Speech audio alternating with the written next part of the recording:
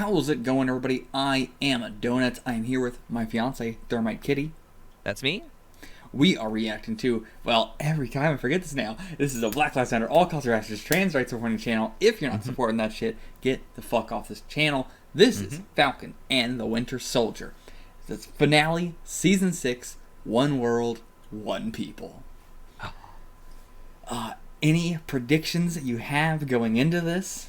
Oh boy, like this feels so straightforward in terms of, we know what our boys need to stop, but like I don't know what the end game is. Like, how do they dismantle the Flag Smashers, or do they just stick around? Yeah, and like this is called One World, One People because that's their ideology, but it could also be because that's kind of where we end up at the end of this. Man, Yeah. that would be a hell of a thing if in Falcon and the Winter Soldier we unify the world once again like it was during the snap. Yeah. That'd be a hell of a thing. Will it actually happen? I don't know, but I mean, most interesting thing is like where is Sam going to land on what it means to be Captain America now? Yeah. I think that's going to be the most interesting thing. Seeing the new suit. Is it all going to be vibranium, or is it just going to be specially designed by Wakanda and have like vibranium wings, or what's it going to be? What's the new Red Wing like? Did they put a real Falcon in there? Yeah, I guess let's just jump right into this one. If you want to see the full length, check it out on the Patreon below for $4 a month. If you want to get early access to the next series, I believe we're doing Loki next, and then after Loki is when we'll be doing Black Widow and Shang-Chi, I think, is after that one. Either way, Loki is next. Still holding off on the movies because we're doing it by release order and everything like that, even though Black Widow is a prequel and all that. But still, felt the need to explain it because some people have asked. Yeah. Let's get into this. I called in some backup. Excuse me, sir. Are you supposed to be here? It's me. Okay. It's been a while since we've seen that. But interesting because of what it seemed like she was doing last episode. Yeah. What is Sharon doing? I don't know. Okay, what kind of gas is this? Is it just clearly risen? Okay. Okay. Damn. Oh. Oh, that's so sad. Yeah. Sharon, Bucky, what's going on your end? I'm sorry, wait. Who are you? Captain America. I thought Captain America was on the moon. It's a misdirect. We gotta keep everybody inside. So what's the plan then? Yeah. By the way, love all the light in all of these scenes. Yeah. It's so crisp. It's so good. Where would they be taking them? Yeah. And they've got people inside everything? Or are these just are they just dressed up as NYPD? Oh, my princess, Jesus Oh Christ! boy. Oof. Yeah, she's I don't know what's going on with her. You better speed things up, Sam. Bucky! Yeah, come on, Sam. This guy should not be holding you out this much. Jesus Christ! Nice. Oh. Hey, he's got like thrusters. Au revoir.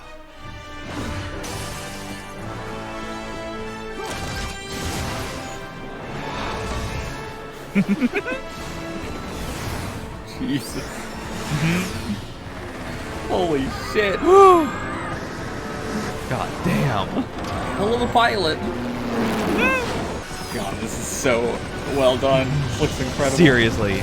Worst case scenario, we kill the hostages. We're supposed to use them to negotiate, to stop that vote. Okay. Either way, our message gets out to the world.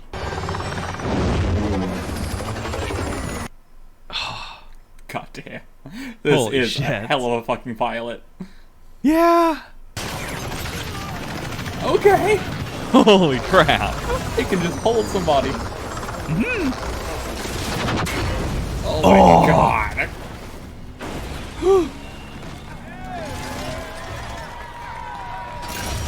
God, those wings are so cool. Yeah.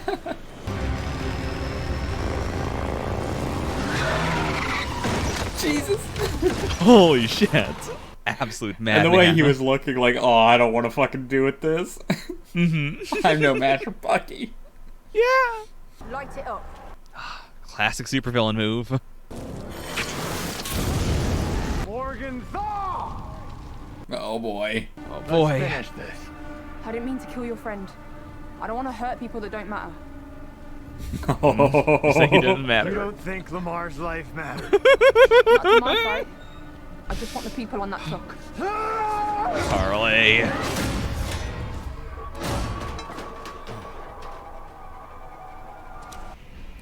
She looks happy to do this though. Oh yeah.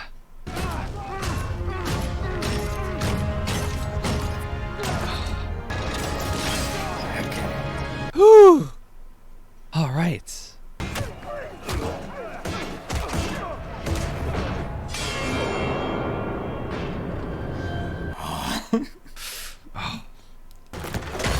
Oh my god. Beat with a parking meter. Yeah.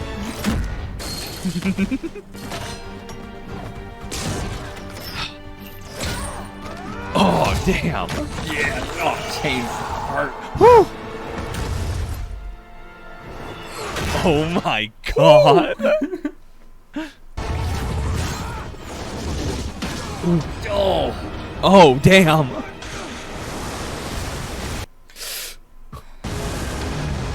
Well. Oh my god, so cool. Yeah. Boy, you just earned this ass whooping! When we get to 1, you're gonna grab the control. God, this is. Oh, So. putting a lot on him. Oh, seriously.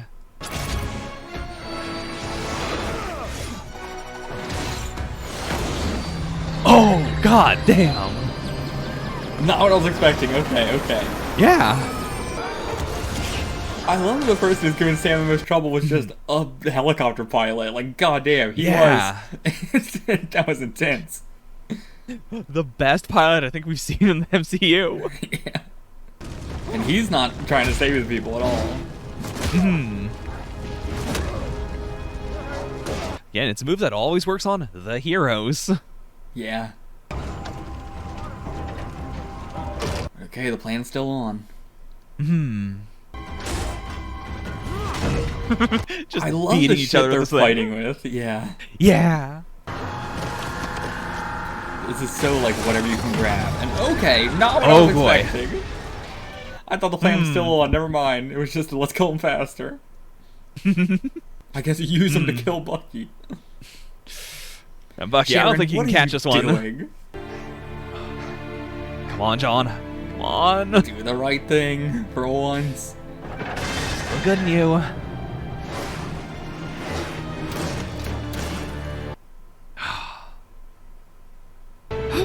Okay. Hell yeah. Okay. Hell yeah. Oh my god. He tried. Yeah. Giving him But props for now, that. what do you do here? Oh my god. Oh? Sam? Okay. I mean, what do you do if you just lower it slowly, I guess? Oh, he's got multiple red things. Oh. Can they push it all the way back up? With the thrusters. Yeah. Oh, this is so cool. Like, that is a fundamental, like, you know, even a super soldier like Steve could not have saved them in this Yeah. situation. That's Captain America. They did it. Oh. Oh my god, those bounces. You of all people bought into that bullshit. I'm trying something different. Maybe you should do the same. Without our super soldiers, how much power does a power broker really have? Holy shit. Yeah, I was not expecting this to go where it was. Yeah. Okay. That's why your episode was titled Power Broker. Yeah. Makes a lot of sense. I don't do blackmail. And that explains why she's been God so damn. brutal too. Yeah. I'm not gonna fight you! I appreciate that. Damn. Yeah. Why all the flips? Yeah. You know, a shield is such a good weapon for someone who wants to negotiate. Yeah.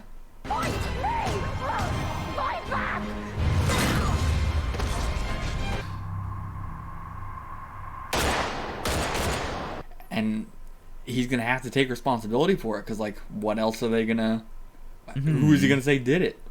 I mean, Sharon doesn't really want to be in the U.S., so I guess she could take the fall. I guess, but You did your part in dealing with those terrorists, now we'll do ours. Are you still going forward with resetting the borders? Our peacekeeping troops will begin relocating people soon. The terrorists only set us back a bit. You have to stop calling them terrorists. What else would we call them? Your peacekeeping troops carrying weapons are forcing millions of people into settlements around the world, right? What do you think those people are going to call you? The world's watching. These labels, terrorist, refugee, thug, they're often used to get around the question why. Those settlements that happened 5 years ago, do you think it is fair for governments to have to support them? Yes. And the people who reappeared only to find someone else living in their family home. They just end up homeless. Look, I get it, but you have no idea how complicated this situation is. And that's a good thing. We finally have a common struggle now. Think about that. true. All the people who've been begging, and I mean literally begging for you, to feel how hard any given day is. Now you know. How did it feel to be helpless? Oh, this is such a good way to People frame remember it. what it was like to be helpless and face a force so powerful it could erase half the planet. You would know that you're about to have the exact same impact. That's such a powerful line. Yeah, don't holy understand. shit. I'm a black man carrying the stars and stripes. What don't I understand? Every time I pick this thing up, I know there are millions of people out there who are going to hate me for it. And there's nothing I can do to change it. Yet I'm still here. No super serum, no blonde hair or blue eyes. The only power I have is that I believe we can do better. We can't demand that people step up and we don't meet them halfway. You control the banks. Shit, you can move borders. You can knock down a forest with the email. You can feed 1 million people with the phone call. But the question is, who's in the room with you when you're making those decisions? Is it the people you're going to impact? Or is it just more people like you? This girl died trying to stop you. And no one has stopped for 1 second to ask why. You've got to do better, Senator. You've got to step up. Because if you don't, the next Carly will. And you don't want to see 2.0. Yeah. People believed in her cause so much that they helped her defy the strongest governments in the world. Why do you think that is? Look, you people have just as much power as an insane god or a misguided teenager. The question you have to ask Lines. yourself is, how are you going to use it? Oh man.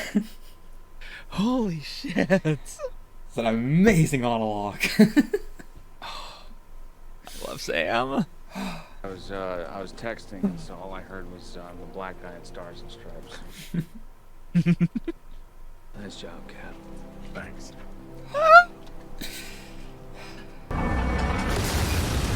Okay. Okay, not what I was expecting. No. Is that Zemo's? Is that Zemo's butler? Okay.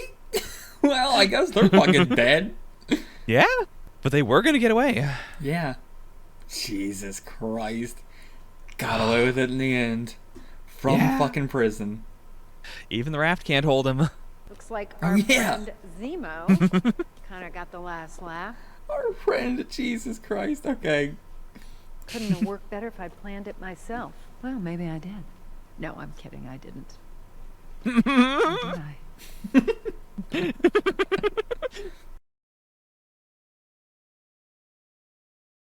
gonna save people a lot of paperwork and a lot of redacting and a lot of shredding.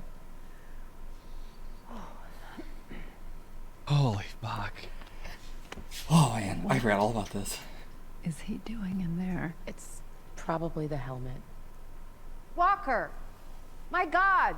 Let's go!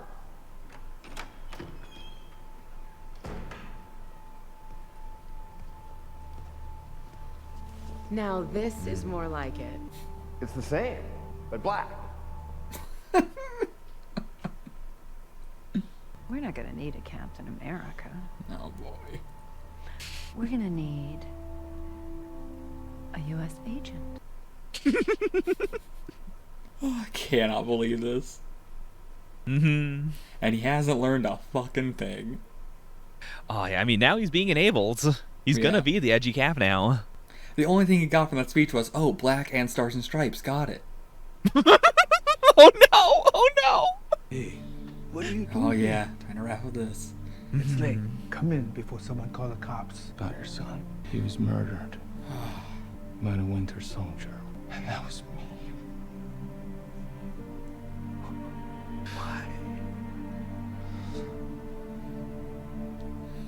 I didn't have a choice.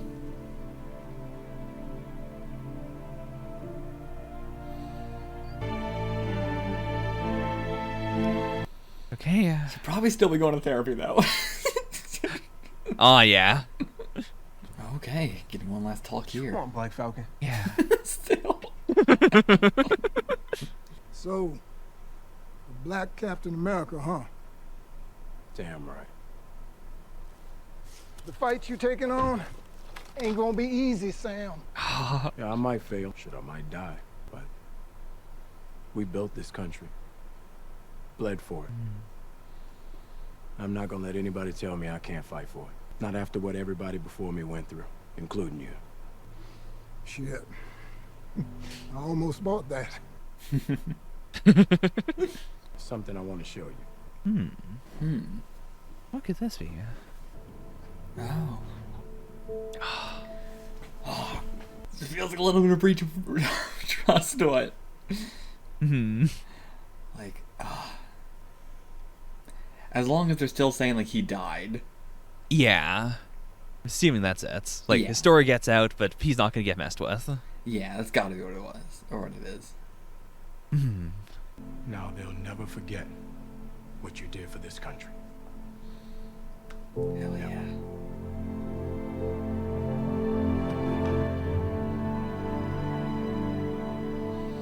And that is something only he could do. Yeah.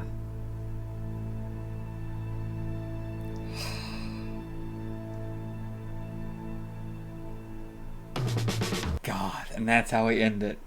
Incredible. Yeah. Well, no, we still ain't got a fucking crab boil.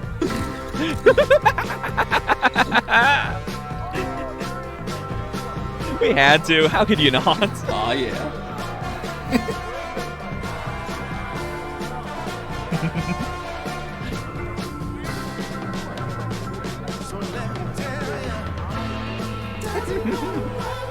Aww. That's so cool. Oh yeah. Oh, I love this place.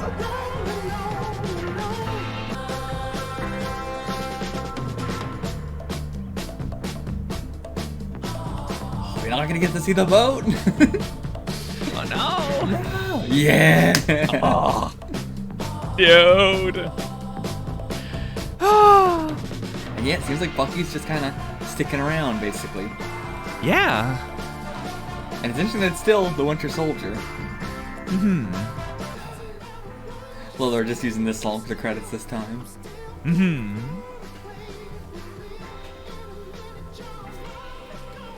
But yeah, I really thought we were gonna end on a very down note, but we got that happy ending. Yeah. Or like, yeah, not a down note necessarily. You know what I mean? A somber note. Yeah. Oh, I'm so excited for where these characters are gonna go next. Seriously. Like, man, I would totally love a season 2 of this. WandaVision, like, obviously, they were just, how would you do a season 2? But this, you could easily do a season 2. Yeah, give me Captain America and the Winter Soldier. Yeah.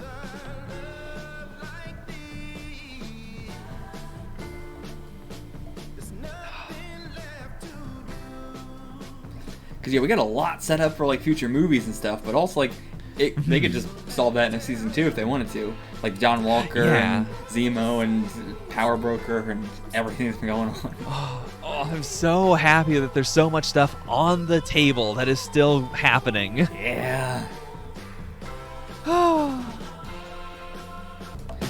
And unlike WandaVision, let's wait until we wait to the end this time.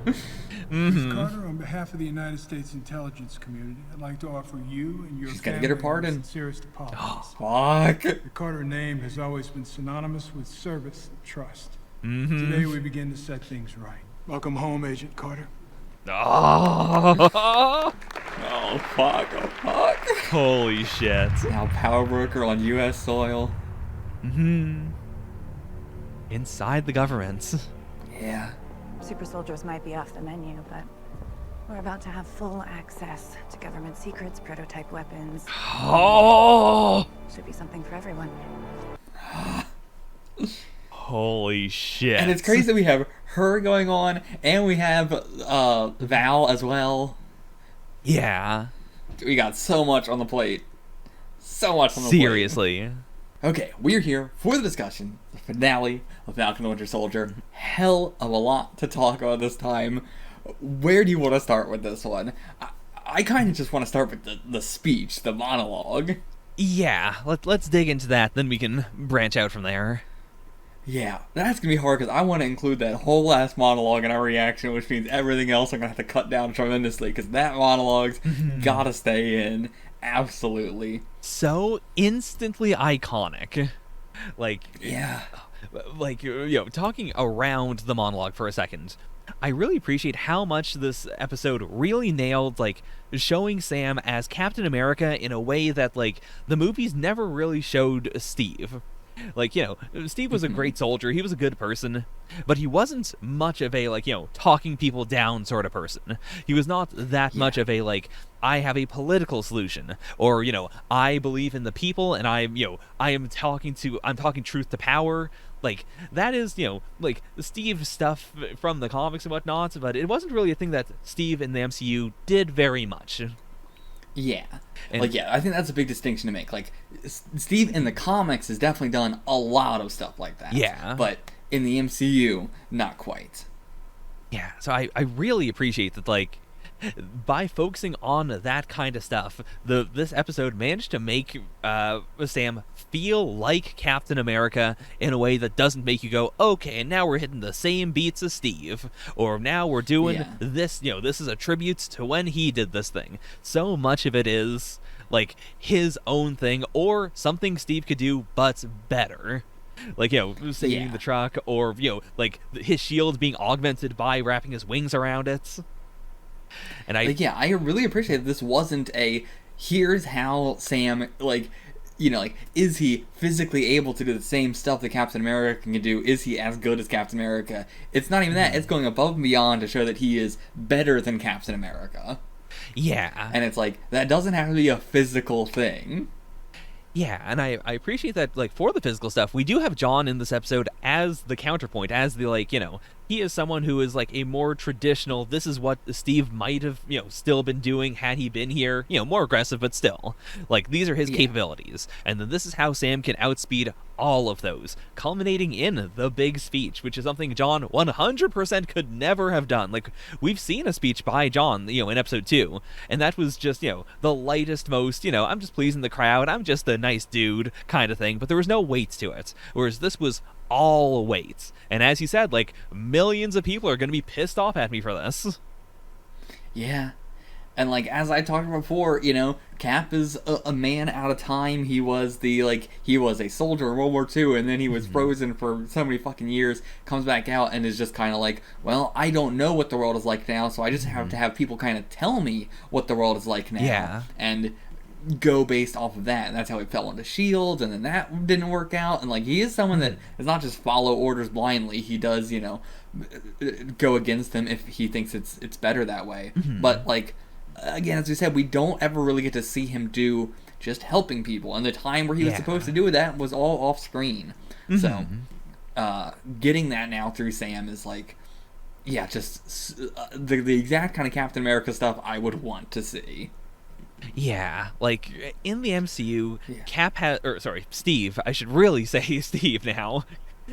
Yeah, like Steve represents to me this, like, you know, this nostalgia, this feeling of, you know, things are bad right now, the world ain't great, but there's still a beacon of hope. You know, this person from the past is, you know, here to make things, better the way they kind of used to be. Whereas Sam is so adamantly not that. Like, Sam is tied into, you know, the history of black people in America. He is a clear, like, no, the past was not great, now is also not great, but the future can be great. Like, they are two perfect parallels. And yeah, I like, the best we got of Steve was the like taking down S.H.I.E.L.D. and being like, everybody's just kind of fine with this, but we really shouldn't be. Yeah. And like questioning Fury even before all the Hydra stuff came out and everything in that regard. Like, but having a more like political solution to the problems, and again, being in the media age and him knowing that he's on camera, so saying all this that way, it will like, you know, I'm, as you said, like, I might get killed during all this and stuff like that, but like, the message will still live on, and the fact that he did this will still live on. Yeah, like, he is also a perfect, you know, antithesis to the Flag Smashers, and that is what they were trying to do, but they couldn't quite nail what the message was in a way that would make people, like, agree with one specific, like, this is the thing we're doing. They were being reactive. You know, they were being Avengers, in a sense. Like, they were avenging the wrongs that happens. Whereas, I appreciate very much so that Sam's speech is not and here is, you know, like, here is the definitive solution on what you're supposed to do. It is a hard, like, I also don't, like, I don't know exactly what to do, but I know what you can do. I know all sorts of things just off the top of my head of what you could do. I'm not saying go out and just do those. I'm saying you guys have the ability to think this through. You have the resources. You know, do better. And yeah, I think that's a good point. Like, their message was muddled, and they weren't able to get it across very well. And like, even in like an instance where, you know, John Walker took out that dude and was like being filmed from that, and Carly was right there. If she wanted to, she could have came up right there and tried to say something, do a speech, do a thing, have you know, Captain America fighting her to the death as like all these people are filming, but she didn't, you know, quite get her message out there. It's that, like, she wants to be really secret about it all, which makes sense, because to be able to do all this stuff, they have to be very secret. But at the same time, that's making the message very, very muddled. Yeah, and like, there are different gradations of what the Flag Smashers want, with Carly being, you know, the most extreme in terms of what she is willing to do and what she is trying to do, to the point where, as we see in this episode, like, her inner circle doesn't really get what she is trying to do by the end. Like, it's a surprise to them when she mentions, like, yeah, I said we're going to use them to negotiate, but if we need to, we're just going to kill them. Yeah. Like, yeah, even there, it's wishy-washy. Yeah, true. Like, yeah, it's not a definitive, I am your Captain America, and I'm saying, you know, we can do this without killing them, or I'm your Captain America, and I'm saying we need to kill them now. It is still like, well, we'll see how it goes. Yeah, well, whatever works. And it's like, it's very not a strong, like, here's what we're doing, here's the plan. I mean, even throughout the whole thing, what they were trying to do was changing constantly. Yeah. And like, the bigger goal was there, but like how they were going about that was changing constantly, to the point where it, you know, the public is like, well, what are they? What are they doing? Yeah, and there's no concrete end goal. Like, the end goal is, theoretically, we're going to live in a world where, you know, anyone can live where they want to go, one world, but they don't have a clear plan to it. It is just like, they're going, this, you know, the GRC is doing this thing, and we need to stop that, and then hopefully we'll be able to do more later. Whereas, like, I really appreciate that Sam's speech also, like, honors, you know, the Flag Smashers themselves by stating, like, yeah, they had a point, you did not listen, and if you ignore them, then just another group of, like them will just pop up. Carly 2.0 is out there. And it's just going to be worse and worse, as it always does happen. Once the martyr goes down, the next one pops up, and it gets worse. Like, in a sense, it weaponizes the fact that they don't really have a good plan, because it is they're just going to be reacting, and the best thing we could do is, make a world in which they wouldn't rise up in the first place because, the problem has been solved, or because, everything is being done more equitably. I adore the fact that he brings up the specific, you guys are Thanos, essentially. You are affecting half the world with this judgment. And you have all the same power that he does. We have all been That was an incredible line. Yeah. I mean, it is also the reverse of, when John Walker ran into the room and Carly was like, "You fucking Nazi." Because, it is, the most powerful line of just, you are as bad as, this other shit. Yeah. Even if it is not a literal "you are Thanos," you are Thanos. You are affecting half the people of the world right now. Yeah. And both sides saying that was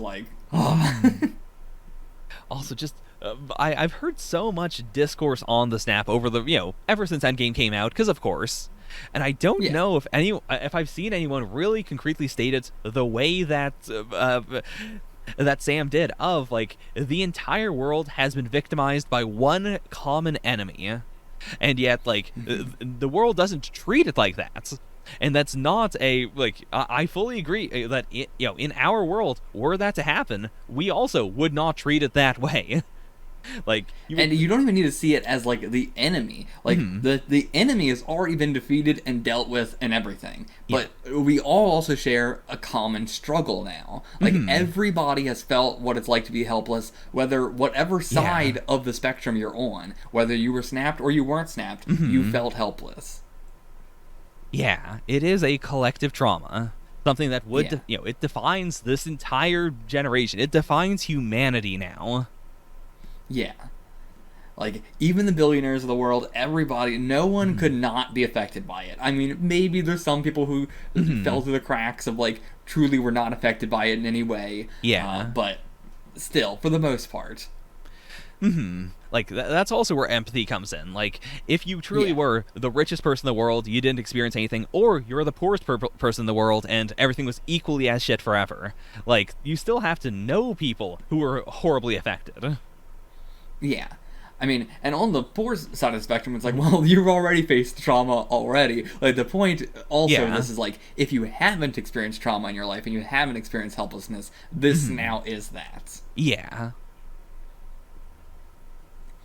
But, reach into your heart and understand that's what it's like. And it's that's not even going to change still most people's minds. It's still not going to affect them. But doing this on a grand stage where, you are having, the symbol of America now say this to you, it can't be denied. It's the kind of shit that just can't happen in our own world. We don't have the symbols of the people, in the same way that, they do, where they're also powerful and they are, a check and balance of themselves. Yeah. I mean, as you were, talking about before, the greatest things that Steve ever did were things where the government was not telling him to do it. Whether it was him, going behind enemy lines to save Bucky, whether it was destroying shields, whether it was, going rogue and, breaking out of the raft and spending years trying to help people however he can. Going against the Sokovia Accords. That is, the true Captain America is someone who does, who represents the people of, the world of America, but not the government. And Sam, being the unofficial Captain America, in a situation where, there was an official Captain America, he was stripped of his title, no one asked, Sam to do this, no one, signed off on this, that speech was all from Sam, no one, no one okayed it. That is the most Captain America thing he could have ever done. Oh, yeah, and it's like, and it's something that it's not like he planned it and like wrote it out and all that stuff. Like, it came after Carly's death. Like, that's what spurred it on. Yeah, and like you can feel all, I love that speech for how you can see, like, the events of the series through it. You can see, his struggles with, seeing all the, the GRC camps and whatnot. You can see his talks with Isaiah so clearly in it. Him repeating certain phrases that he got specifically from Isaiah. There's so many speeches I've seen in fiction that are so weird because they come out of nowhere, and it's like, I don't know why, Naruto would be thinking this right now. But with Sam, this was so beautifully designed in that I could tell, from what we've seen in this series, this all makes perfect sense for something that would just be coming to his mind right there and right then. Yeah. And he's already such a good, public speaker as it is, and, just so good with words as it is. He's a great person to stay calm under pressure, whereas, this is the kind of situation where I imagine a lot of other people get very, very heated in what they're saying. Yeah. But he was able to, keep that, that line of being extremely calm under the pressure that, also, again, makes him perfect for being Captain America. Even during the fight with Carly, where it's it was getting to him a lot, but he was still keeping calm and not fighting back and just trying to talk. I'm so happy that him being a counselor for veterans has played so much into his character and is now playing so much into him as Captain America. Yeah. And also, just the fact that this is one of the most pro-therapy series I think I've ever seen in my life. Yeah. I mean, I hope Bucky still goes back to therapy. Oh, yeah. It is still a very pro-therapy series, but I think, it's a, we want to wrap up this thing of, he finished the book and everything like that, but also, Bucky, you still need to go to therapy. Yeah. I wish they had, played that a little bit differently, because I think, the book, which is simultaneously, all of his sins, and also, the same book that Steve was using, that is so powerful, and giving that to his therapist is such a powerful message.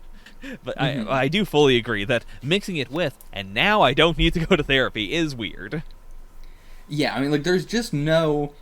you're done with therapy for anybody, ever. You're not done with therapy. You keep going to therapy always. The only time you're done with therapy is if you can't afford it anymore, and that's understandable. Yeah. But you're not there's no I've graduated from therapy now. You might go less often, but it's still not graduating, essentially. Yeah. But so I hope next time we see Bucky, he mentions that he's still in therapy. Yeah, I don't think we need to focus on it as much, but I do really want to see him. I still want to know that he is, dealing with this stuff. He's still going through it. He's still having, he's still working on his mental health. Yeah, and this doesn't have to imply that he's not going to therapy anymore. Oh, yeah. It seems like that a little bit, but this could easily just be, here's the book, I'll see you for the next session. So yeah, but I definitely agree. This is an extremely pro-therapy series, and I really, really appreciate that. And yeah, I think I don't have much else to say about the, with the monologue. John Walker really looked like he was taking it to heart, and then, man, he just took the complete wrong information. I love the way you phrased it in the reaction. I love the idea of him, specifically of Bucky joking about that, when clearly, he was, hanging on every word. He was, proud of his best friends. Meanwhile, in the background, John's like, oh, Stars and Stripes, black. I can do that. Oh, John! Hasn't learned anything. But yeah, I also just appreciate having a series that is, especially the MCU, which is the most popular shit in the world right now, talking about the words you're using, terrorist and thug and I don't remember the other one they said, but criminal and stuff like that. Yeah. But nobody stops to ask why. But that also says a hell of a lot about how muddled the Flag Smashers message was, that, like, I consider myself to be one of the most, like, anytime there's a terrorist group in any kind of media, I'm, like, usually on their side first, and they have to, like, make me not on their side. Because, like, you know, in media, it's usually not the case. In the media, terrorists are usually bad. That's just how a lot of the stuff goes. But, like, you know, you always gotta ask, why? Why are they doing this? What is the reason for this? And the fact that, like, we did ask that for Flag Smashers, but then, like, just seeing what they were doing, it was like, oh, okay. And like, just the way they phrased it, of people care more about, you know, the people who were snapped back than the people who were, like, left here without getting snapped. And it's like, well, yeah, but aren't you one world, one people? Aren't you about both groups coming together? And it's like, it seems like it took them a while to get to that. And even then, I'm still not quite sure if they truly felt that in their hearts. Yeah, like, I think it is or at least Carly. Yeah, I think it is a benefit of the storytelling that until episode 4, we don't really get a clear insight into the Flag Smashers. Like, we cut to them, but at the start, we just kind of know what the public knows, which is this extremely muddled, like, yeah, I guess that's what they're about. It's only when we are with them talking very emotionally that it clicked for both of us, like, okay, this is their deal. And even then, they don't fully stick to it, and we were still like, well, is that their deal, though? Yeah. Oh, I appreciate it. Like, and especially, like, we have both sides of it where it's like, you gotta ask why the terrorists are doing what they're doing, and the answer might be that they're justified and they're rebels and they're fighting back against injustice, or the answer might be what we now have with, like, Val and Zemo and John Walker and stuff, of they're U.S. sponsored. Ah, yeah. Like, so, you know, both sides, you gotta question why. Follow the paper trail. And, like, I appreciate that we, you know, touch on that, too. You know, we're not going as hard on it, but maybe we will in future stuff as well. But, like, the fact that we have both the, like, semi-justified terrorists who were, you know, a little bit muddled, but still fighting for right calls, and then we have the ones that are literally state-sanctioned, are, like... the series does an amazing job of tackling all the you know, hard-hitting questions and shit that, like, a bunch of other stuff is too afraid to do, but at the same time, I don't want to, like, praise the multi-million-dollar company too much. I mean, it's not the multi-million-dollar company, though. Like, we have a, you know, a female director, we have a, like, you know, very different writing staff. This is not a win for Disney. This is a, like... I mean, it is. I mean, it is. But it's... in the sense that we live in a world now where companies talking about this stuff will get them more money one way or another, because, like, people who love it are going to... I mean, like, I love it. It's great. I'm glad that we're talking about this shit. And then you're also going to have the problem of people... Not the problem. You're going to have the benefits, really, of people who are complaining about this shit and be like, oh, it's too fucking woke. I hate this shit. And then that just gives more talk about the series, makes it, you know, have more advertising, and gives them more money. So it does benefit them, but you know, I would much rather it be this than, like, oh, we're gonna do something shitty to get people to, like, talk about us. Yeah. I mean, part of why I have the opinion I do is that I haven't heard shit about the Falcon and the Winter Soldier. I know at least a little bit about every other Disney Plus series, like, just from osmosis. Like, I intentionally try not to know anything about them, but, like, I know more about what, you know, what Disney Plus is doing with Moon Knight, you know, like, just in the vaguest sense, than I did about the Falcon and the Winter Soldier, and we are recording this a year after it came out. That is very fair. Very fair. But, like, I'm also not super plugged into the MCU scene on Twitter and stuff like that, so I don't really know how much people were talking about it. And, like, the reason why I know people talking about, like, Moon Knight or Miss Marvel and stuff like that is because of, like, complaints with how they're handling it versus, like, not a whole lot of complaints about how they were handling this, I bet. And, like, those are the kind of people I follow, you know, rather than people who would be talking shit about it. True. We're both in our own media bubbles. Yeah. But still, like, I don't think that was intentional. I'm not saying, like, they did it for the views and all that, but I'm saying, like, I don't want to praise a multi-million-dollar company for, like, I do, but I don't want to praise them too much for doing something that is, of course, also making them money and stuff. Like, it's not like it's giving them a hard hit to anything. I don't know, I'm just trying to walk that line of, like, I want to praise them, but I don't want to praise them too much. Yeah. I'm glad this is not the 7th, hey guys, we've done the very first LGBT character in fiction. Yeah. And, like, yeah, like, Disney is awful, but, like, the director behind this, the writers behind this, absolutely credit to them. I mean, on your channel... Like, that's who I'm praising. Yeah. Like, on your channel, you did Punisher, and Punisher really feels like the nega Falcon and the Winter Soldier. It really does. In that, everything I think we have praised about the Falcon and the Winter Soldier is something we have been, like, in the discussions, screaming about how bad the Punisher handled it. Yeah. Oh, yeah, the Punisher is like the one Netflix series where it's like, I'm not gonna watch season 2. I'm just not. It was so bad. I mean, it wasn't like awful or anything like that. It was just like so. What they were trying to handle is not good. Especially now in comparison to this. Like, man, if I watched this first, I don't think I could have ever gotten through Punisher. I mean, it walked the line between this is but I see what you're doing, and this is actually heinous. Yeah.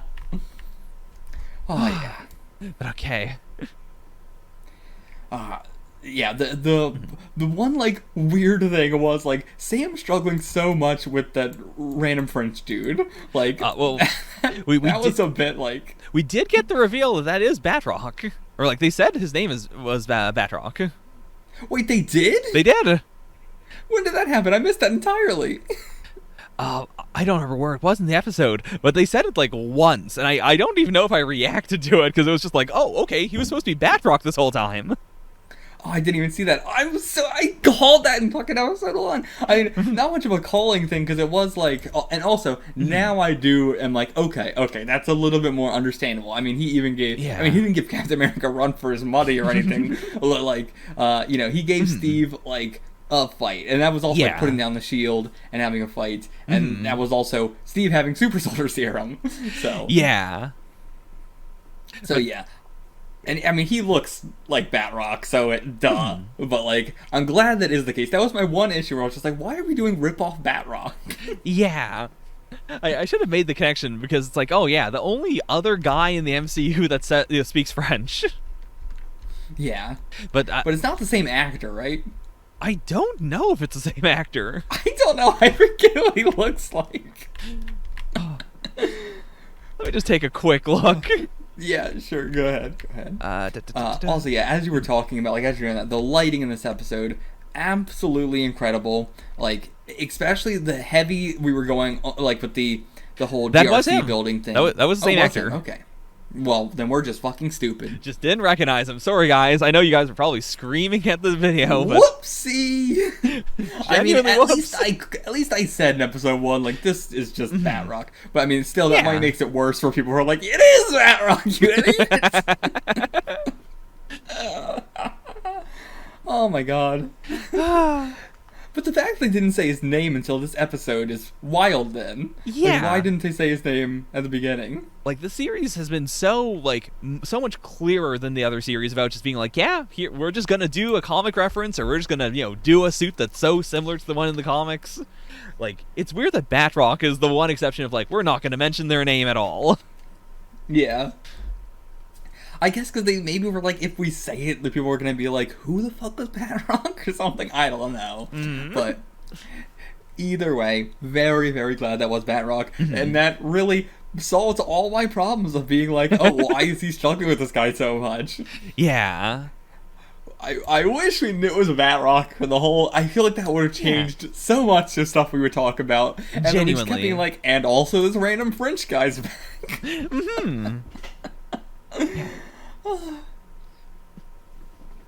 Oh man.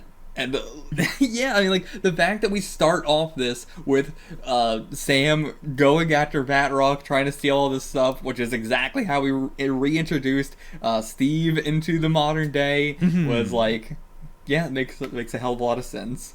Yeah, it's a much better parallel now that I get who he was. One of my only missteps with the series now. Yeah.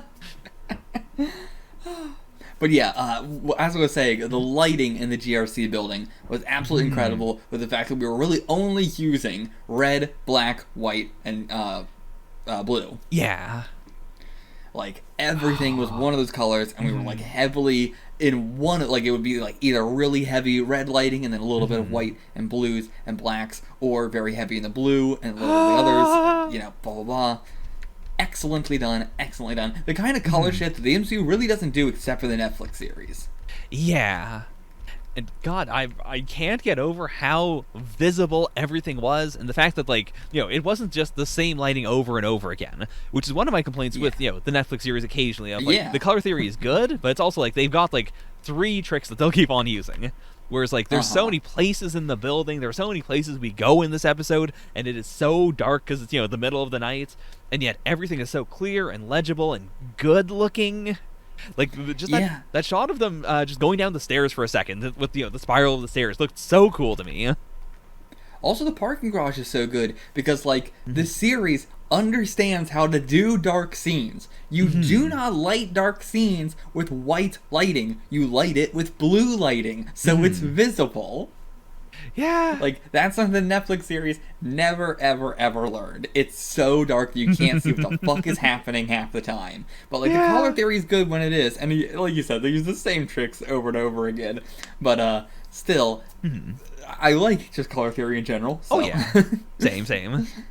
But the lighting in this was incredible. I appreciate the amount of, like, just blue lighting overall in the series, just throughout every episode of when we need to show darkness, we'll use the blue lighting, because that's how you make shit visible. Oh, it's so simple, and yet it's so hard for so many things to do. Yeah. Oh, man. Oh, and, like, even, like, the helicopter chase thing was so good because we have, like, multiple lights on the helicopter that, like, even if the helicopter's blending in with the darkness, the big bright lights are, you know, making it stand out and stuff. And, like, whenever we get close-ups on characters' face, they have a light shined on them in some way. They're always facing a light in some way. Yeah. And, yeah, this episode was so good on the amount of, like, in-universe lights that were just to indicate, like, things, like, on vehicles especially, like Bucky's motorcycle, or the helicopter, or the NYPD trucks, or, like, anything. There was so much, like, even having, like, the big black, like, convoy NYPD trucks, and then having the, like, white ones that have the, you know, the blue, white, and red on them that were very, very visible. It just makes everything stand out so much more, and so easily, so easily seen. Yeah. And, like, so many people are wearing stuff that shines. Like, Bucky's arm shines so much in this episode. Yeah, I love it. It doesn't take away from the realism at all, and in fact, it adds to it so much while also making it look good. Like, I know how difficult it is, like, you know, for filming to do all this stuff to make it look like that nothing's happening at all. And so, yeah, very happy to give them all the praise in the world for the lighting. Yeah. Yeah. And I would always rather the lighting look unnatural than not be able to see what's going on. Like, I didn't have any problems with unnatural lighting in this, but I would always prefer unnatural lighting to that. But yeah, just excellent fights overall too. I love the, like, scrappy nature of it all, where they're just grabbing shit like parking meters and fucking I can't remember what they're called, like the metal 2x4s. The girders. Girders, yeah. Yeah, all insanely well done. Yeah, really appreciate that the super soldiers, like, like, how do I put it? That the non-military super soldiers, the Flag Smasher super soldiers, do just fight like normal people who happen to have super strength. Yeah. Like, it is a lot of just, like, I'm going to punch you in the face, or I'm going to just grab something around, and, like, you know, Bucky or, like, John even Sam, who is not a super soldier but is he's got the suits. Like they all fight in a more stylized way, a more like they've actually had training way. Yeah, it's so. The choreography is just so unbelievably good for everyone in the fights. Yeah. The only time I laughed at the choreography was when Sam was fighting Carly or not fighting her, and he just kept flipping a bunch. Like, no, it was the most like, oh, this is Daredevil now? What is happening? So many pointless flips. Oh, yeah. But yeah, generally the choreography was insanely well done. Yeah, because I also know how much like the comic book writers and like like other people have complained so much about just like writing Steve Rogers in a fight, because it's like, well, what do we do with the shield? We can't just have him be a guy who shield bashes a whole bunch. Like he's got to do other stuff, but then you got to figure out how to have him throw the shield. And then for Sam, on top of having to do good shield work, now he can move in 3 dimensions. Now he's got the thrusters, he's got Red Wing, and you have to balance all of that stuff so people don't go like, hey, why doesn't he fly? Mm-hmm. And, yeah. And like, I mean, this does a great job of like, some of his fights are in the sky against the helicopter, some of them are in a building in close quarters where he can't like even use his wings because they can't even come out. But even without the wings now, he has the like booster as well, which works like a super soldier punch because he can like boost himself into a punch. Yeah. He's got like the multiple Red Wings that can assist him for like, picking up stuff or pushing. Yeah. Also, the suit. So it looks so incredibly well done. Like, yeah. It's probably the best looking suit in the MCU, both in terms of like just visually it looks insane, so iconic, unlike so many other MCU suits which just do not. Like Thor's original outfit looks iconic. That one's great. Captain America's in like World War II. That one's iconic and everything like that. But it also doesn't look like it would protect him very much. Yeah. Ant-Man's suit, absolutely incredible, iconic. You can't change it. I can't think of another one that's like extremely iconic outfits. No, because like the problem with a lot of them is that they try to hew too close to like being quote unquote realistic by being of like a very clear like this is an actual like type of texture that you would actually have, and like anything that looks bulgy is actually padded armor. Whereas Sam's outfit and even like Thor's and whatnot, like they have so much that is just like that is meant to be branding that just looks good. Yeah.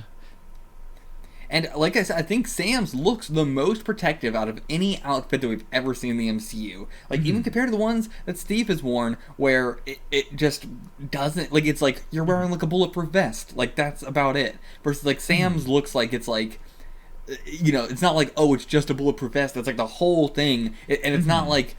oh, he's wearing like shoulder pads and knee pads. It's like, no, the whole costume looks like it would stop a bullet, it would stop a knife, it would stop, any of that kind of shit. And it just has padding to the point where it's like, if you get punched in a bulletproof vest, like the one that Cap was wearing in what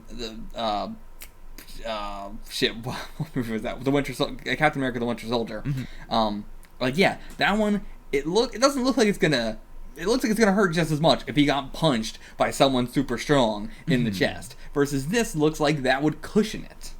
Yeah.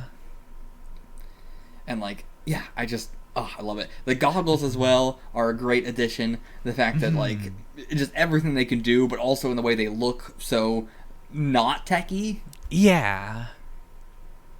Like, I appreciate, and the fact that he has multiple Red Wings now, they can lift a whole ass human being.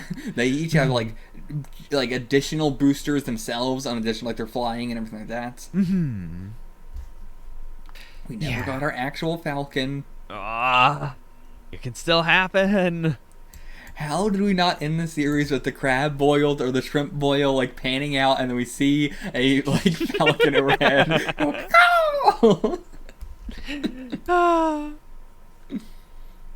And I do appreciate that, like, the new symbol of America was made by Wakanda. Yeah. Like, that's a good point. Yeah. I love that. I love the crowd being mostly black people. Mm-hmm. I love the the constant good-natured talk of people going like, is that Falcon? Is that Black Falcon? My dad told me he's Black Falcon. Well, no, he's Captain America now. Yeah, like just overall amazing writing in this series. Like there's so you could fuck that shit up so easily, and the series really nailed it. Yeah, especially with it's always black characters who call him Black Falcon. Yeah, it's a clear term of endearment. Yeah. Yeah, I think also I can't remember his name, but the guy that was working with Sam at the very beginning of the series, who was in the military, Torres. Torres, yes. He had such a small part in this. I really thought he was going to have a much bigger part, but he had a small part in this, and I wonder, that's a character that we can bring back now. It's I like that we have big characters that are going to come back, Carter, the Power Broker. We have Zemo, who's still around. We have Val and John Walker and all that going on. But then we also have much smaller characters like Torres around who can come back. Yeah. And it was interesting that, when we got our whole, everybody watching on at the end and the speech and everything like that, we didn't see Rhodes.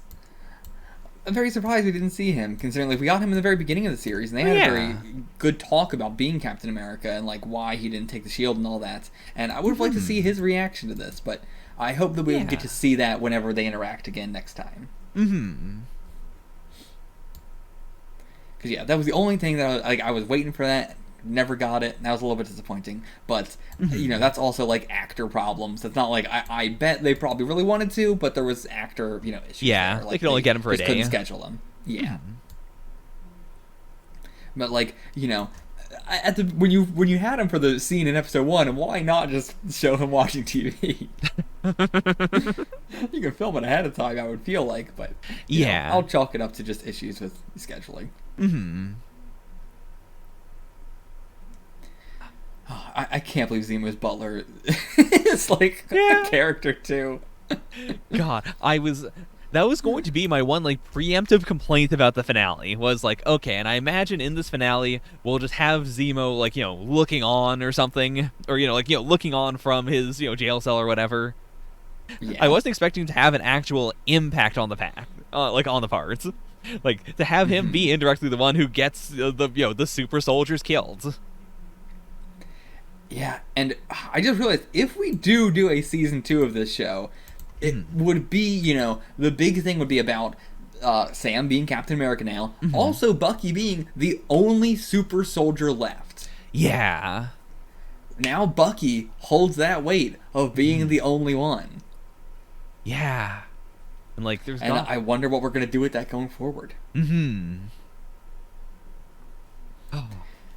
And yeah, what? By the way, something I don't know, is there a new Avengers movie slotted at any point in the, next 10 years or however long they fucking plan this shit ahead? No. I've heard rumors up to Part 6. I know we know, basically everything that's happening in, Phase 4.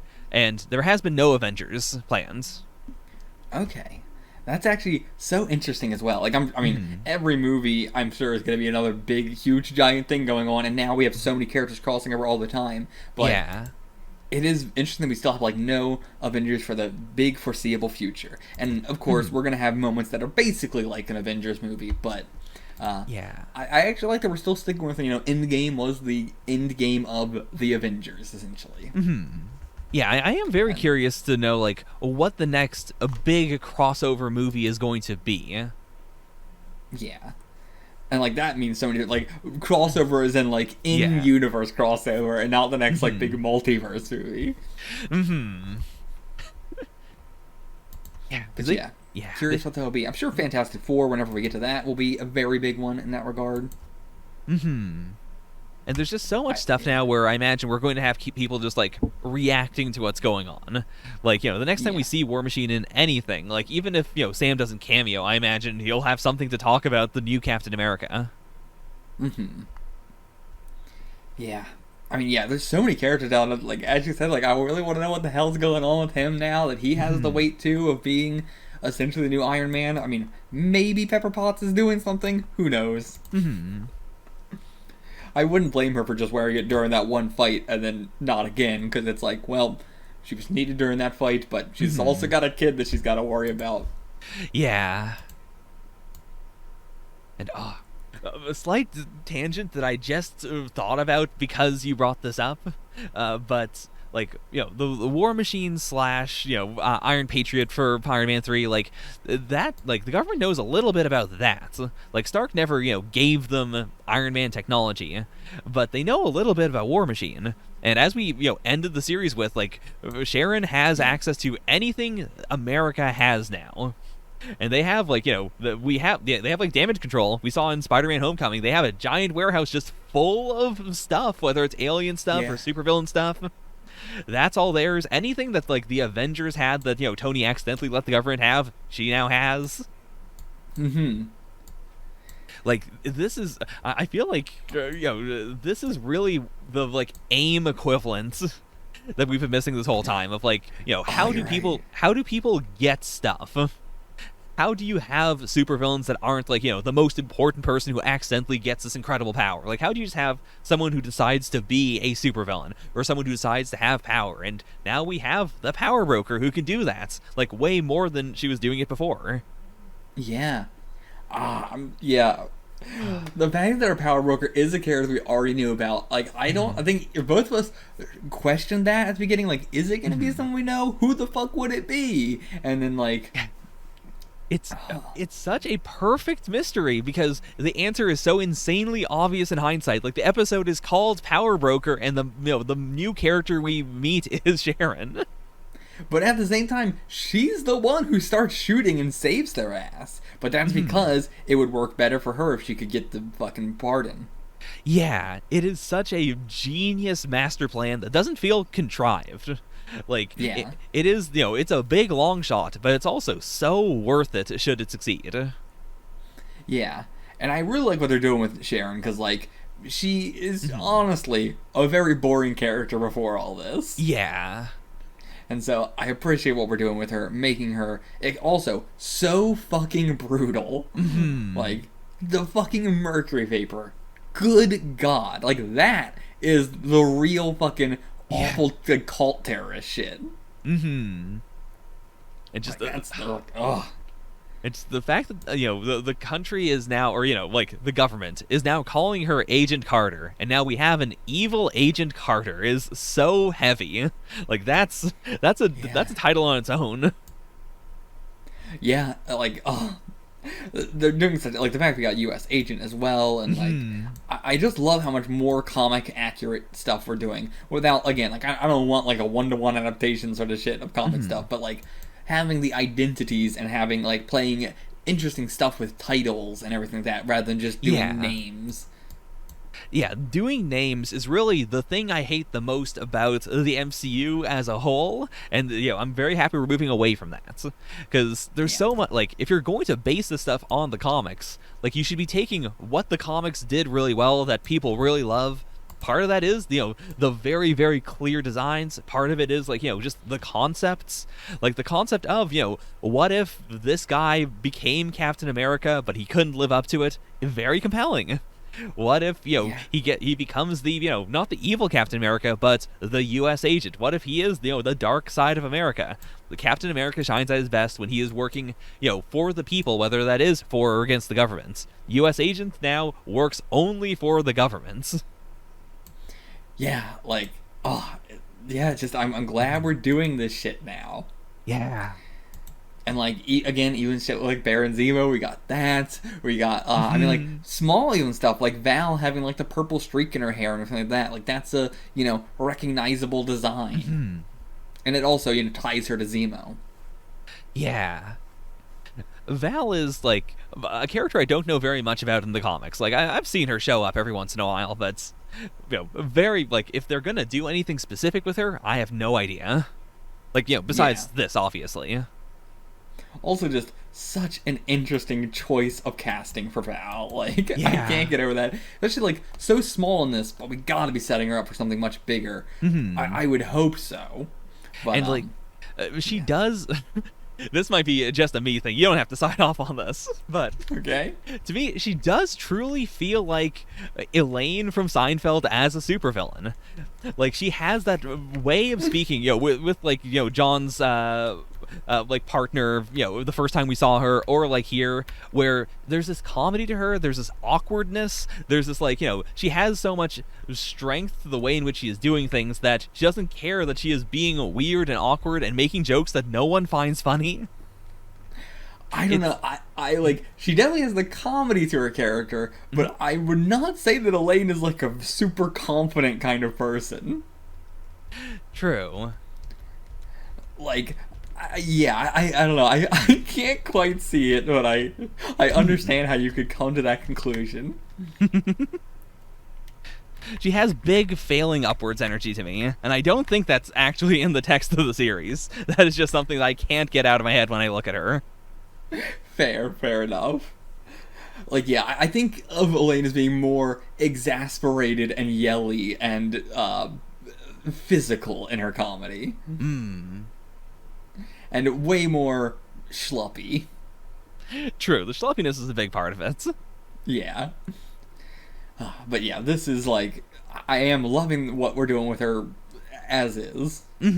Oh yeah, fully agree.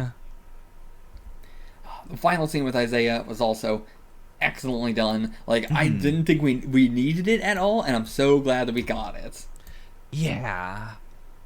Like, if we didn't, I wouldn't have been like, oh, I wish we did this and this with Isaiah. But like, man, now I'm like, I'm so glad we did. Without this, it wouldn't feel the same. Because, like, I appreciate that this is, like, it is monumental to have a black Captain America. And I appreciate that part of that is also, like, putting in the Captain America, exhibit at the Smithsonian. This thing of, like, yeah, by the way, there was also this man who was treated unjustly by the government who died, and without, like, acknowledging that, we're taking out this entire part of the history of super soldiers. Yeah. Yeah. Gotta have that history there. Can't let it just be forgotten. Yeah. Now I can finally tell you, by the way, that okay. Like, I won't bring up the entire run. Like, he debuts in a run called Captain America: Red, White, and Black, and the concept of Isaiah is he is like questionably, but he is the Black Captain America / maybe the first Captain America. Okay. Like, it is a timing thing of, like, the government was, working on the super soldier serum stuff. I can't remember his name right now, but, the scientist who gives Steve his powers was the only one who fully got it, who cracked the code, who knew about the Vita rays. But, like, Steve, there was a point where Steve was, just being trained and whatnot, and simultaneously the government was, like, carrying out this horrible, incident with the black super soldiers. They were mutating, they were dying. It was, all that shit. Like, all that stuff is so similar. The only big difference is that, like, in the comic, he puts on, like, a Captain America outfit before he goes to save the rest of his regiments. And so that is this legendary moment of, like, there was a black Captain America in World War II. And most people don't know about it because the government suppressed it. Also, he did like one mission in the outfit before he was thrown into jail for so long and cut off from society. But it is this like shining moment, and like going forward, like that is something just the black community knows about. It's something Steve doesn't know about until like right near the end of that thing where he finally gets told like, hey, by the way, this happens and you don't know about it because of fucking racism. Yeah. But like he's lived a quiet life ever since, and the people who know. Mm-hmm.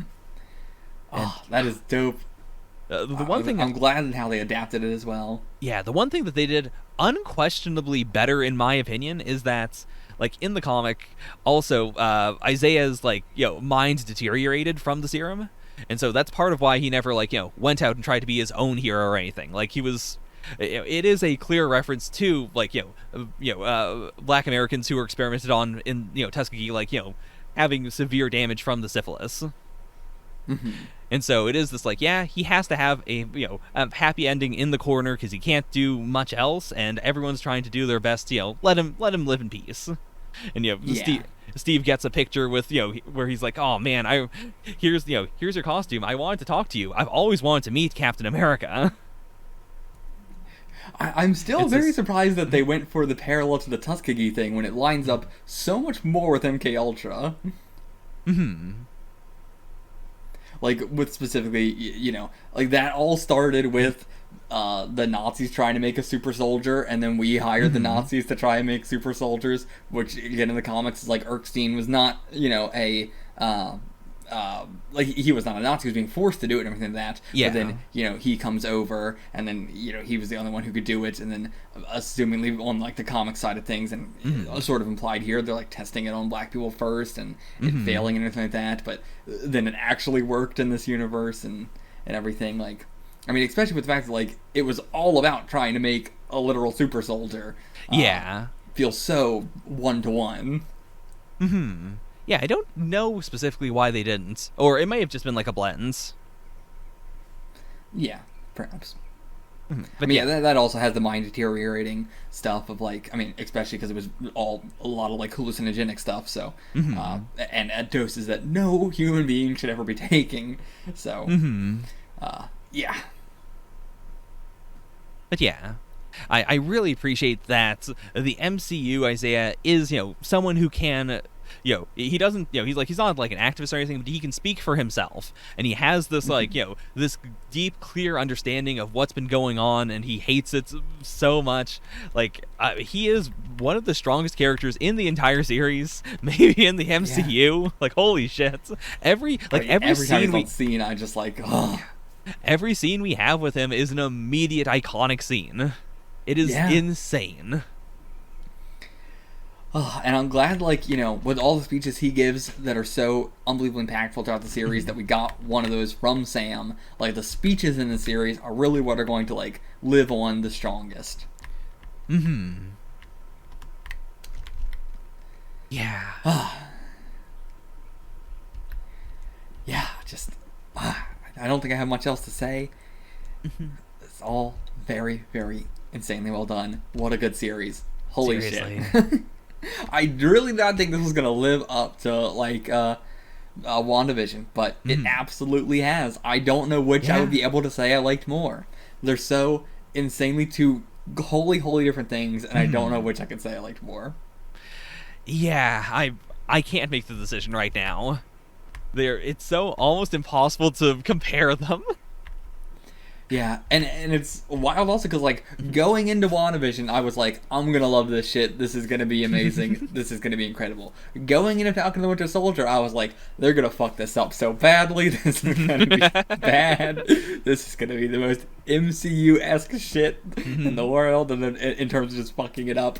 But, nope. Fully proven wrong. Now, I have absolute undying faith in every one of the TV shows. The movies are going to have to prove to me that they're this good. Yeah. But for right now, I have absolute faith in every one of the TV shows. If one pops up and I'm like even, we're so far out from it, but, Miss Marvel, Moon Knight, as we've said, we've both heard some stuff about, like, it might be questionable about some stuff they're doing, but, like, I still have faith that by the time they actually come out, well, I mean, Moon Knight's already coming out by the time we're filming this, but I have faith that it's going to be done very, very well, and it's just, again, the worries that I had going into this. Yeah. But yeah. So, I have faith. I have faith now, which I never would have thought I would say about the MCU. As two people who talk about the MCU constantly, we also talk about how much of the MCU has problems with everything. Yeah, I'm happy that, within the flow of the MCU, as a thing that is constantly trying to react to other stuff and other criticism, I'm really glad that they did take, like, it seems a lot of the Phase 3 criticism to heart for Phase 4. Yeah. Like, yeah, I'm glad this feels like a universe now, and not like a series of movies. Yeah. This is the kind of thing where it's like, I would be so totally against this kind of thing, but at the same time, I would not be against a summing up all of Phase 1 through 3 in one kind of movie sort of thing. Like, have a 3-hour movie that sums up all the important shit, then you go into Infinity War and Endgame, and now this is the Marvel Universe. Because, we're getting to the point where there's so many movies, if you're not already, it takes so long to get through all this stuff. And, I am the kind of person who, I'm always gonna be like, no, you need to watch everything. You gotta watch everything. But in terms of bringing a new audience in, I'm sure a lot of people just start with Infinity War and Endgame and then move on from there, which must be insane. Or there's probably plenty of people that start with Phase 4. So I mean, I know my mom is. So, oh boy. But yeah, I would not be fully against a 3-hour recap movie sort of thing. I'm not sure how you would do that. Maybe just release it direct to Disney Plus. Yeah, and you wouldn't really have to have much new filming. You just cut it together. Yeah, I'd definitely be into more things to make Phase 4 more accessible. Because, my mom has seen 2 MCU movies, Captain Marvel and Ant-Man and the Wasp. And so still so wild. Truly an insane duo. And yeah, I would love to have some stuff that's just all right, I want to show you this TV series or this movie, and so we can go back and watch the stuff that you need to watch, but here's the recap, or here's the catch up. Yeah, and to be fair, it's so wild that sort of stuff is true, that people just watch these random movies, but at the same time, I get it. The MCU is so popular now. People know it's there's a universe. I don't really care about it, but I'm interested in this because this is a woman-led movie, or this is a black-led TV show, or whatever, I mean, it is genuinely how, DC and Marvel comic books have also been staying afloat. It is the combo of the super fans who will get everything, or get entire runs, or keep up with 50 different things every month for $300. And then there's a lot of stuff where it's just someone's hey, I like Spider-Man. I'm just going to pick up Spider-Man number 875, and I'm just going to read this arc starting right here in the middle of it. Yeah. And honestly, I'm still fine with that. I'm glad that the Marvel, we've gone for a lot of standalone movies to where it's they are connected, but you can kind of just watch this in its own, and you don't really need to have seen any of the other ones to fully understand what's going on. You could watch Ant-Man by itself and it's fine. You don't really need to see the other movies. It's connected and you definitely should, but you don't need to, the average casual person. But I'm glad we're moving away from that because as you're saying, in the comics, Marvel has always been very, very heavy on the continuity, to where there's so much shit that comes out now that I'm oh, I want to read it, but God, I'm so fucking lost that I have no idea what the hell is going on. It is the ultimate, if you are interested in this, you gotta be prepared to just not know what the fuck anybody's talking about at any given point in time, and they're not gonna recap it for you, or, just don't read it. And plenty of people are I don't care, I'll just be fully lost, or plenty of people that just I have started reading from this era on, and when they reference old stuff, it's I guess that happened. Versus DC has been very easy for me to just on board onto random series, reading the Son of Kal-El, or the new Aquaman series, or the Harley Quinn one and Space Off the TV show. There's so much. I mean, that's a different thing. That's its own universe. Oh yeah. But still. But Son of Kal-El, I've been reading that, and that's been so easy. There's some stuff going on, but not really to the point where I don't know what's going on. It's so easy to grasp. And the very few DC properties I've watched, in terms of the DCEU, also been very easy to get into and not feeling like I'm missing really anything. Really all I've seen is Peacemaker and the Suicide Squad, and then I just started watching Man of Steel, and then maybe I'll go through the rest, but I hated Man of Steel. You saw Shazam as well. Yeah, I always forget about Shazam being part of the DCEU. It really feels like that says a hell of a lot. It just felt like it was its own thing, outside the DC. But yeah, like, watching the Suicide Squad was the most, like, I don't feel like I'm missing literally anything here. This doesn't even barely feel like it's a part of a universe. Yeah, like, the universe stuff is also, like, written in such a way that you can just go, like, yeah, I guess Harley's just like this right now. Or, I guess Aquaman does, in fact, have sex with fish. I mean, Peacemaker was the, like, you know, we started watching Peacemaker, and then I realized, like, I gotta watch Suicide Squad to, like, really understand what's going on here. But still, there's also plenty of people who are watching Peacemaker without knowing that, and it's like, it's fine, but I felt a little bit lost. Yeah. But still, yeah, it's just, I like, DC, and I think that's, like, where I'm getting at. Like, the DCEU should still be these very, like, standalone-ish, kind of like, you can jump in at any point, whatever, and having these big blockbusters that are, you know, anybody can watch, because you don't really need to know a whole lot. And then Marvel should stick with we have an insane long universe that's been going on, and let's make that matter. And if you don't care, Endgame is the highest selling movie of all time. People went to go see it regardless. It doesn't matter. People are gonna go see it. Yeah. I think that is genuinely a winning formula of, like, if you are very invested in it and you know all the stuff that went on, it's going to hit you so much harder. There's so much stuff that, you know, it rewards you for being a fan. But it's not exclusionary. And that is it's a difficult tightrope to walk, but I hope they can keep on pulling it off. It's more difficult for, like, the directors, I'm sure. Like, I know, you know, Sam Raimi's directing Multiverse of Madness, and he has barely seen anything in the MCU, but he's also, like, a huge fan of the comics, so that's very different. But, like, as we're getting all these new directors, it's gonna be like, do they have time to watch every single one of these fucking movies?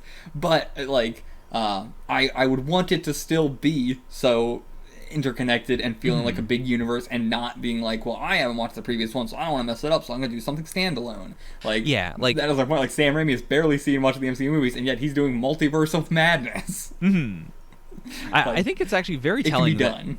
Like, I think it's very telling that, like, for the back half-ish of Phase 3, I mean, mostly just, Thor Ragnarok, and then for, like, most of Phase 4, like, Disney had been saying that they were going to get a bunch of, like, indie directors and a lot of, like, you know, people who had barely done very much but had a lot of promise, and they would have them do MCU stuff as a way to, you know, make things less all-samey. Yeah. I mean, the term indie director means fucking nothing now, but... Like, it definitely means something, but when a lot of times when they say we're getting indie directors, it's like, well, you mean you're getting small-time directors. Yeah, we're getting someone who's done, like, 2 things.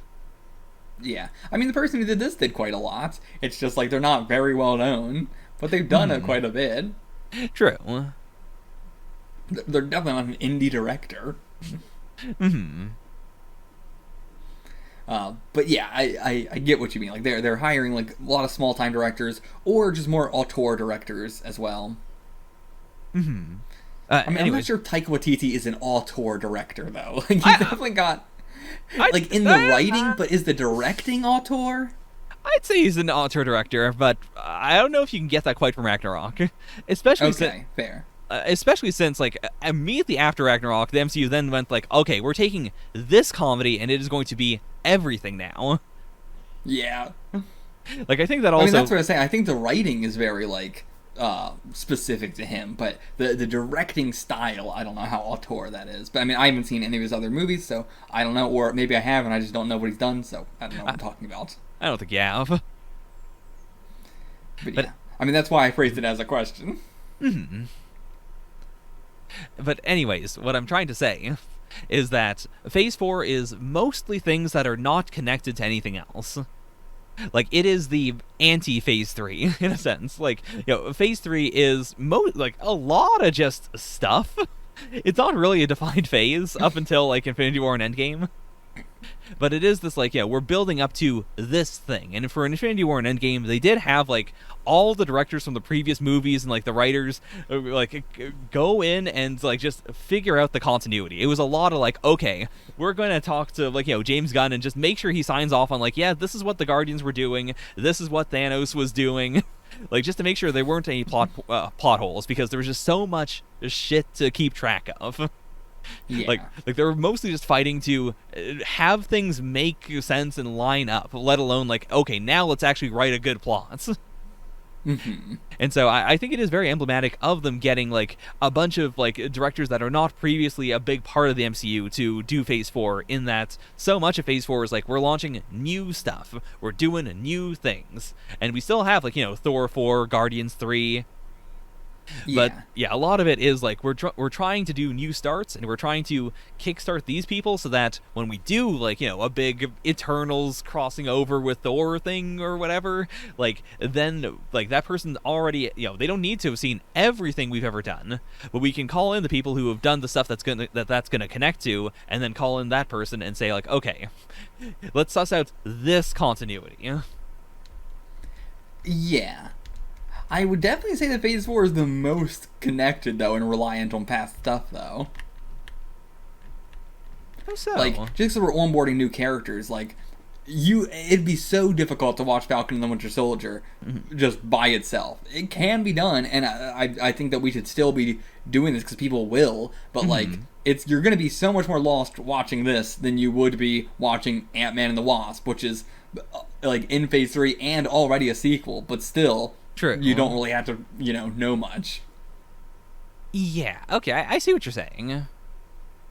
Even like Thor 3, like, you know, Thor Ragnarok, you don't really need to have seen anything else.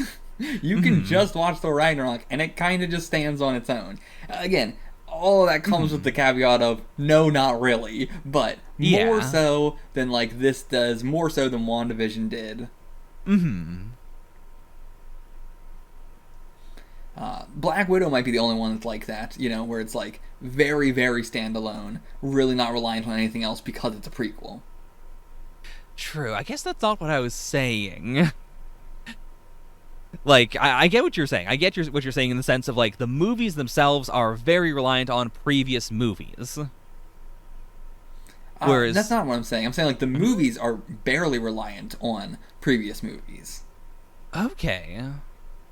Like, again, you can watch Ant-Man and the Wasp, which is a sequel, and, like, in Phase 3 after so many MCU movies, but you could just watch Ant-Man and the Wasp and kind of get what's going on. Right. Versus, I don't think you can watch Falcon and the Winter Soldier and kind of get what's going on. Same with, like, WandaVision. I don't think you can just watch WandaVision and kind of get what's going on. See, I feel like you could. Like, WandaVision is, like, it does tie into a lot of previous stuff, but it also restates a lot of that stuff in a way that is very, like, you get all of Wanda's story in WandaVision. I guess. I just don't think it would mean anything to anybody. No, I just fundamentally disagree then. Yeah, I guess, because, like, you can, like, I feel like you can watch Falcon and the Winter Soldier, you can watch WandaVision, but it's just going to be, like, the most casual watch possible. Like, it's really not going to mean much to you. Especially even WandaVision more than this. Like, WandaVision has the most, like, every episode, I feel like people would be completely lost. I mean, like, my mom started watching Phase 4 with WandaVision, and she stopped because she didn't know what the hell was going on.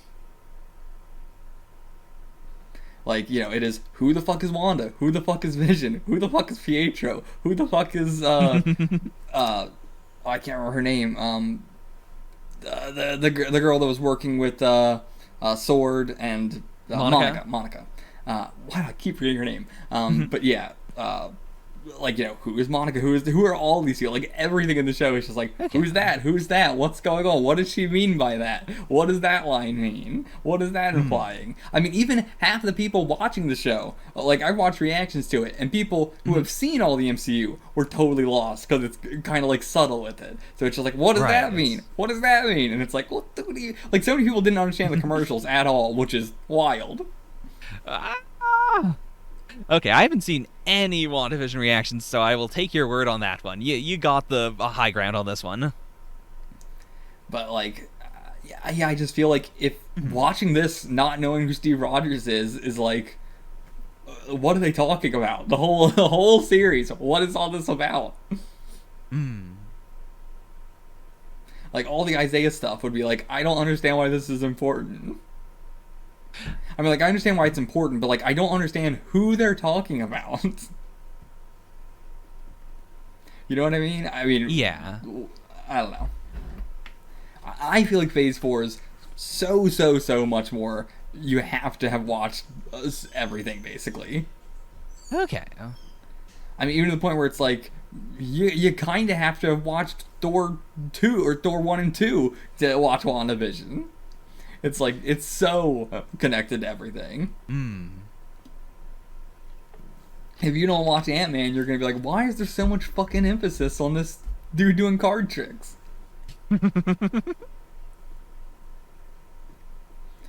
But, like, I don't know. Maybe that's just a me thing. Do you want to say anything else? I think that's basically it. I did want to do our classic, where do you think the characters are going to show up? Did you want to talk more about Phase 3 and Phase 4? I feel like you were going somewhere with all that. Nah. You sure? I'm sure, I'm good. Okay, I feel like I interrupted you and stopped you. No, it's okay, it's okay. So, what were you asking? Oh, just that, like, what do you think we're gonna do with the characters moving forward? Right. I'll let you go first. Okay. So, it really is the question of, like, we get the big Captain America and the Winter Soldier logo at the end. And everything we have said makes me feel like the natural thing would be just season 2 of the show. But I feel like... I feel like, the characters are too good to not put in something else in the meantime. Does that make any sense? Yeah, I don't know, like, what's on the horizon, really. I keep forgetting about everything, so it's hard for me to be like, oh, they're probably going to be in this or that or whatever. Yeah. And there's also been so much more announced that I just don't know about. Like... Yes, that's why I let you go first, to spark my, oh, maybe this, maybe that. Totally fair. So, like, we've got Black Widow, which is a prequel. I do think we might get Bucky in that, in the sense that we know that at one point Natasha got shot by the Winter Soldier, so you could just, like, cameo there. But that's not really moving forward. But that's not next. Yeah. Yeah. Next, like, there's, for the film, for the TV shows... I feel like if anyone's going to show up in anything else, it might be Hawkeye. Like, we could do something with that, with them reaching out to him. Or, like, with Hawkeye trying to deal with the Power Broker stuff. Like, if Power Broker's now selling stuff, and he's like, oh, this goes all the way to the top. I'm going to figure out what that is. See, I feel like Hawkeye's going to be very self-contained. Like, I feel like that's going to be the one that doesn't have a whole lot of connections to other stuff. Okay. Like, it's going to be all about what Hawkeye's doing just off on his own by himself. But definitely could be wrong about that. Yeah. I feel like because there is no Avengers thing in Phase 4, like, Hawkeye is the one thing in my head that makes me go, like, maybe we are going to do an Avengers-y thing, like, not he pulls together the Avengers or anything, but, like, some of the fallout from from the Avengers being scattered, or just knowing what the hell is going on with the Avengers, like, do they exist? Like, are they being funded by Stark or anything, or are they just, like, this, like, program out in the wild? I got the answer to that already. I mean, we're not...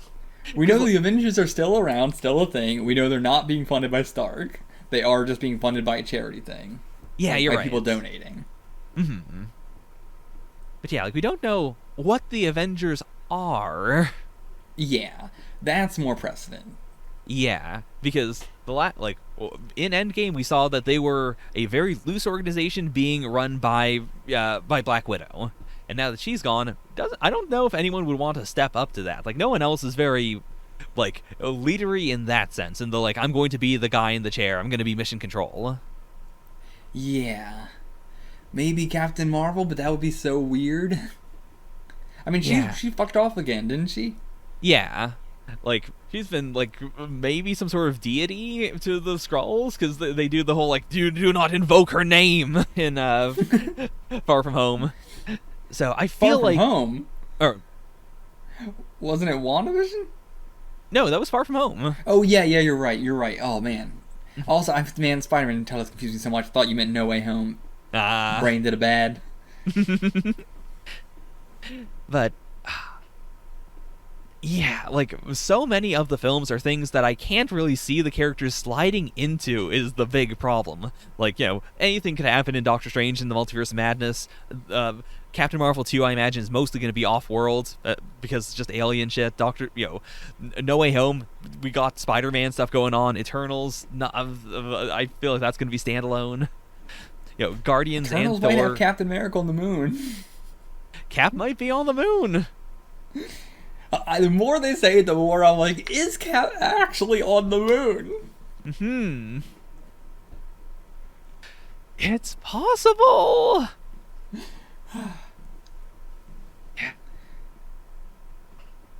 But yeah, I don't know where I think these characters are going to come up next. WandaVision was so easy. She's going to come up next in fucking Multiverse of Madness. Easy peasy, lemon squeezy. You know it. But yeah. And I don't even remember where we stood on like where Monica was going to appear in next. I guess Monica's going to appear next in Captain Marvel 2. Yeah. I'm pretty sure that's going to happen. I don't know what's first, that movie or Miss Marvel, so I don't know. If Miss Marvel's first, maybe she'll appear in Miss Marvel. But it seemed like she was already about to go to the fucking Skrull place anyway, so I doubt it, so who knows. Yeah. Yeah, Cap, I don't know. I feel like we're definitely going to see Cap again at some point. We're going to see Steve Rogers again at some point. Man, now I got to use that too. Yeah, we gotta fix our brains. It's easier when you're saying, like, Cap in Captain the Winter Soldier, or, like, in World War II or whatever. But, like, when you're talking about present time is when it becomes complicated. Yeah. Because it's like, it's not like he's having the title stripped away from him in the past. Like, he was still Captain America in the past. He is no longer Captain America now. Now it is Steve on the moon, not Cap on the moon. I mean, he might be living on the moon. It might just be with the fucking Watcher. Yeah, Watchers. We know the Watchers are in the MCU. We know they exist, but we've never seen one of them. We don't know if one of them's living on the moon or not. Yeah, I don't remember where Stan was. Stan was kind of around. The last time we saw him was in the past. Was that on the moon, or was that on an asteroid, or what was that? I think that was an asteroid, and that was just somewhere in space, because it was during one of the many, gate warps that Rocket was doing. Yeah. Yeah, that's a good point. So it probably was not our moon, but also, why was an astronaut all the way out there? Also, if the Watchers are interested in what's going on, and nothing that has happened since, in the entire MCU has made a Watcher, has made anyone go oh, I guess there's a guy on the moon who's looking at us. Yeah. What could possibly happen that's going to be interesting enough? I mean, it might just be the Fantastic Four going to the moon saying, hey, there's a whole part of the moon where you can breathe, and there's a guy on it. Why has no one talked about this? Here. Oh, it's Steve Rogers. It is interesting, too, that we have, the Watchers, but we don't have, Uatu. Yeah. But, I don't know. I'm not excited for that. I hate the Watcher, so... I'm probably the biggest Watcher hater on the planet. But yeah, so if Steve turns out to be the Watcher, then I will be happy. Yeah. But I think I have to say that none of these characters are going to show up in Phase 4 unless it's one of the very late television series that we don't know much about. But I think they're not going to show up until Phase 5, because so much of Phase 4 has nothing to do with the American government, just in the general premise of it. So much of it is we're in space, or going to other dimensions, or we're talking to Spider-Man, who is of course the opposite of the government. Or we're gonna get Tiny, or the Fantastic Four haven't been announced yet. None of that really ties into the political intrigue stuff that I think we have to do, even with with Sharon, or with Batroc even. Yeah, I do think we're just gonna get a season 2, and I probably will still be in Phase 4 maybe, but I don't know when the fuck Phase 4 is over. I have no idea. I'm trying to stay kind of blind on that stuff. Yeah, I'll say that they haven't like announced an ending to it or a like this is going to be Phase 5. It's just been a general like, we're thinking about this thing maybe in Phase 6. Yeah.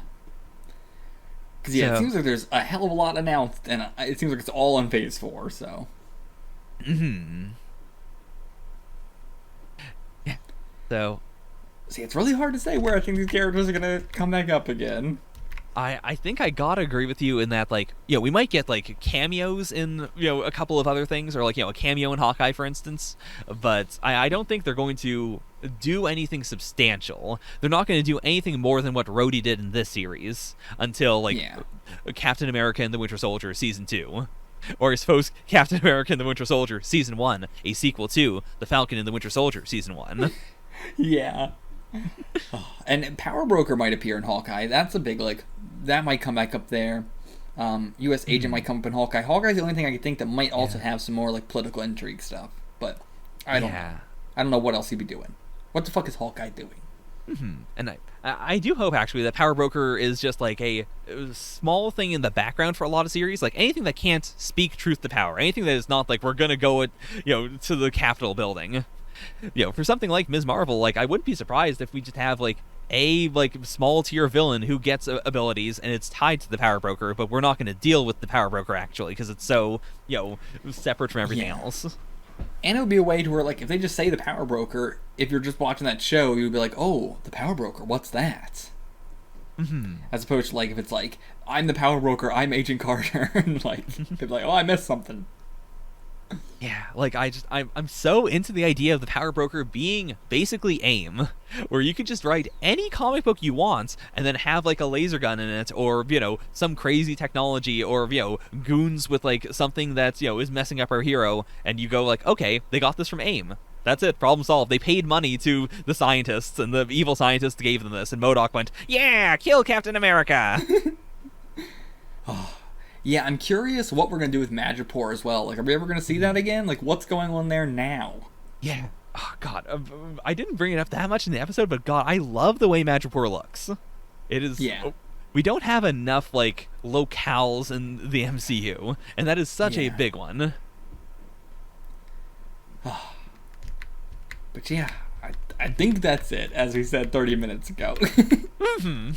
There's always more to say, but I think we're done for now. Oh yeah, I'm sure we'll have a lot to say next time this shit comes back up too, and then we'll do a big fucking deep dive and everything like that. But right now, just trying to predict, it's kind of hard to predict. Yeah, this is truly, of all the movies and the shows up to now, this truly is the one that I'm having the most trouble with, just because it doesn't feel obvious. It feels like we just have to do another season. Yeah. Okay, well, almost double the length of the fucking episode this time with our discussion. Oh no! Oh, that's the way it goes! That's the way it goes! We will see you guys for Loki. Just see you guys for Loki. Until then, get the fuck out of here.